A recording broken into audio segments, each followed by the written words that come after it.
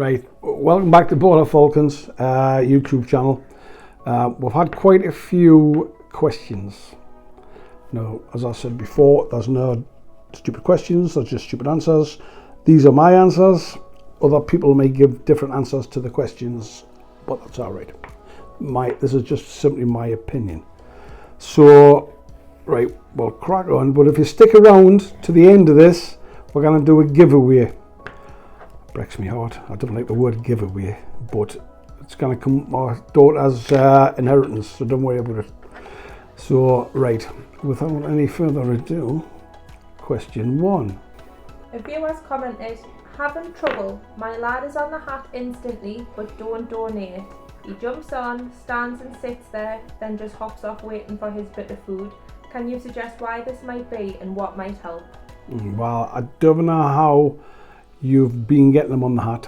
It smells to me like he's been getting too much food. I sometimes use food just to get them past the fear of the hat, or give them an inkling of what they need to be doing. But I wouldn't give them food every time they go into the hat, because that makes the hat too much food related. Also, you're not seeing how old your falcon is. I'm presuming it's a TSL. TSLs are about 3-year-old when they start doing what they should be doing. But I would not give it any food. I'm not saying you are now, but when it jumps on the hat, jumps off the hat, and then it's looking at you for it to be fed, get back out that door and don't give it anything for about an hour or something. Break that relationship with food in the hat. It's pretty much all I can say. Next question. Are your birds bred to order, or do you breed X amount of pure and X amount of hybrid? This time of year we've got orders and stuff, like most lads have, but we just concentrate on breeding this time of year. I don't think that guy needs one. Look, we're going to breed one falcon. Well, you haven't got time to muck on like that. And also, there's more activity usually later in the breeding season, or at the end of the breeding season, coming to selling falcons. So no, in a nutshell, yeah, we just breed what we can breed and then take it from there. Next question. Do you inseminate before the first egg is laid? Well, I do, if the falcon will let you. A lot of first timers will not stand. Sometimes they'll not stand for 3, 4, 5 eggs even. So yeah, the mature falcons, the falcons that will breed off every year, yeah, we've got a rough timing, and if you've got experience, you can kind of feel a falcon and think well, they're starting to, we call it bagging up. When they start bagging up, then we'll start putting shots in. Next question. What is the best time to inseminate before the next egg is due? I do it, well, my preference, people do different things. I'm one of the donkeys that sits up through the night waiting for falcons to lay eggs. I inseminate, if I've got enough semen by the way, at 20 minutes and 40 minutes. It's something I've done for donkey's years, and I've done all right by it, so I stick to it. Next question. What are the best months for breeding falcons? Depends what the months are, the breeding season in your country. You can alter that a little bit by lights, but it's not guaranteed. A lot of people think that if you put lights in, it'll definitely bring them in early. That's not the case. Although it does help on a lot of falcons. So the UK, where I'm living, we're normally looking for starting in mid-March, somewhere a bit earlier than that, all the way through laying eggs as May. So yeah, if when I was working in the Gulf, it started around about February, end of February, but the UK, roughly, there is exceptions. There is people get eggs in February and stuff, but in most cases it starts mid to end March onwards from there. Next question. Can you collect semen from a captured wild male falcon?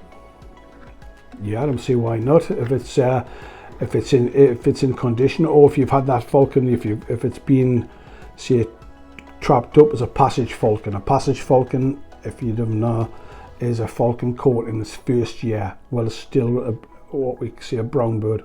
After that, it's they're called haggards. When they've had a molt, they're haggards. So if you've caught a passage falcon and it's been flown, there's no reason later you couldn't strip these falcons. Would this semen work on a female falcon bred in captivity? Yeah, it would. It would work on any falcon that's laying eggs, providing the male was fertile, and which very rare they're not fertile. So yeah, in a nutshell, yeah, a male falcon will work on any female falcon.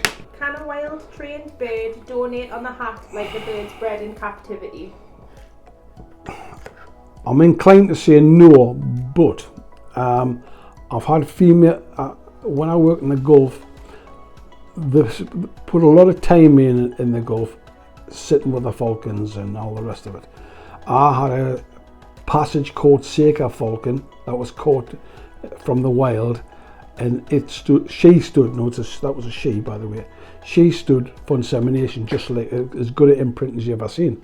So I don't know of any males personally that's gone on the hat from being trapped, but I do know a lot of falcons has been trapped because I'm in the UK. I believe there was an article done in America where they were converting passage falcons into basically imprints, but I didn't read all the article, so I wouldn't go down that road, put it that way, to try and get a hat bird. Does making 3 holes, so in theory making less shell, make the egg weigh any less? Yeah, well, it will. You subtract anything from anything, it'll weigh less usually. But the holes we put in is, which I'll show you later what we use. But it's basically a thumbtack. We don't drill. I know a lot of people putting drills in, and I just want to see a pack that in. It's no need for it. We pop teeny holes in, and they're quite difficult to see from the eye. The weight of the egg is going to be, what you're losing is going to be totally irrelevant. In fact, it wouldn't come up on the scales anyway, and certainly wouldn't alter the hatchability of the egg or weight loss of the egg. So obviously, weight loss of the egg, obviously I'm putting holes in for that. But we probably put several holes in. I've seen holes put in with drills, what people have done with drills, and boggles my mind. Because some of the eggs must just crash in weight. So putting holes in eggs, again, this is how we do it. So this egg here, this is the egg graph for it. There it is, that's the egg 28, and it's at pip, well, it probably wouldn't pip, but at pip, this is telling you it's going to be 11.2% unless I act upon it. So it's going to end up here somewhere. So you put a straight edge through there, that's where it's coming to, up there. Okay, so what I would do here, I would put 2 holes in that. And I'm using the best, you've all seen them, it's just one of them. Okay, what you stick stuff on a notice board with. I have a lot of control over that. I can pop that in eggs. So, but as you can appreciate, the hole I put in is tiny hole. So we'll end up putting multiples in. So it'll take several holes with this to make one hole done with a drill bit, even a fine one. So on this, I would act on that. I would put 2 holes in with this, and that would bring me parallel with this. Now that doesn't say I'm going to bring it there, because in the beginning I don't like to put a lot of holes in because it's good. It's a hole is an excellent doorway for bacteria and stuff. Hence why I put little ones in for a start. So 2 holes and experience on this, that'll bring us parallel with this line here. So when I got to here, down here, so that black dot is now there, I would stick 1 hole in. And that there then should just drift me down there nice and softly, or it might need 2 holes, and it will just drop me right in there, right in the sweet spot, and then bang, you should pip. So yeah, but the weight wise, with this, what I use, you'd put 10 holes in and it wouldn't read up on scales, even gold scales. Do you weigh the egg immediately after making the holes? No, I weigh the egg before I make the holes, because I need to know why. I need to know what weight the egg is, whether it needs holes or not. You wouldn't put holes in before you weighed it, because you don't know if it needs holes.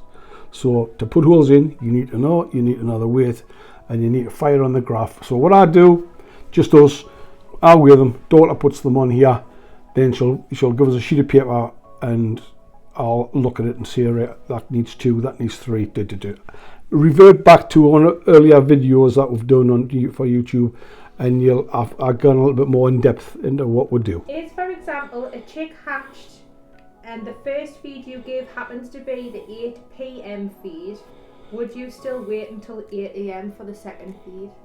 Yes, would I? And if the chick hatched at, say, 9 o'clock at night, we'll just still wait until 8 o'clock in the morning. There's some people I know, they only feed 3 times a day.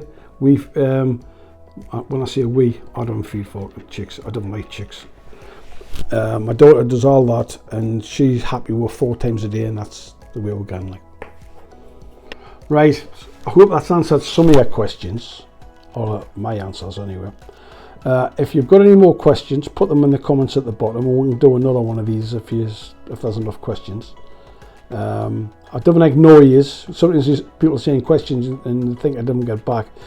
That's why we're doing these, because we get quite a few questions sometimes. A lot of them are repetitive as well, so it's easier to do this than to reply to everybody answering the same question basically. So anyway, but feel free.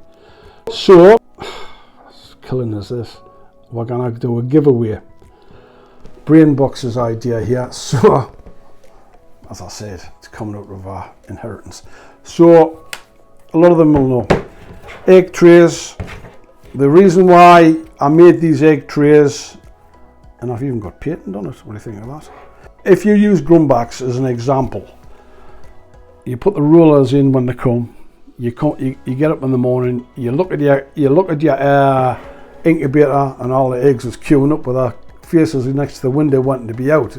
You will know this. So you've got to go and move them all back and reposition.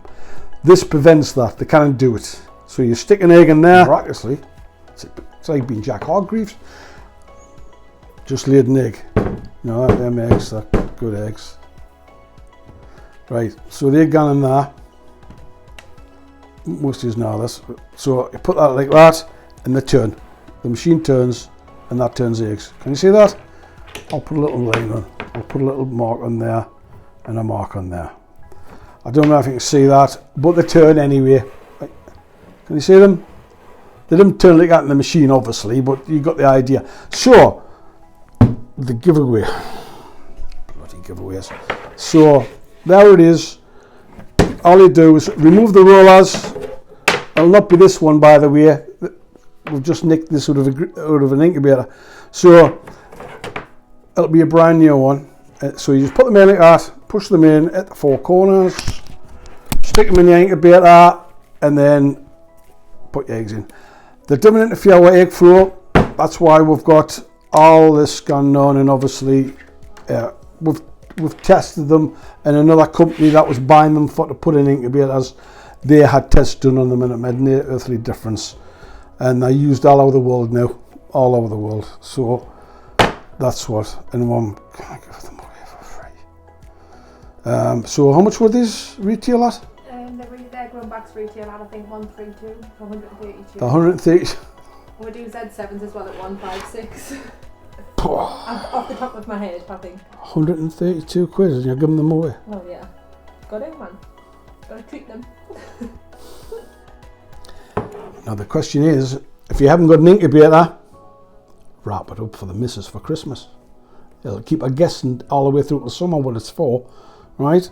So you can just wrap it up. There you go, sweetheart. I love you. You're my favourite. She's gonna say thank you, and then look at our granny or our mother and think, what the hell is this? 6 months he'll get rid of that without even wagging that tongue. Right, so rules of the giveaway, or the competition, or whatever you like to call it. I'm short of lamp oil, get the glasses on.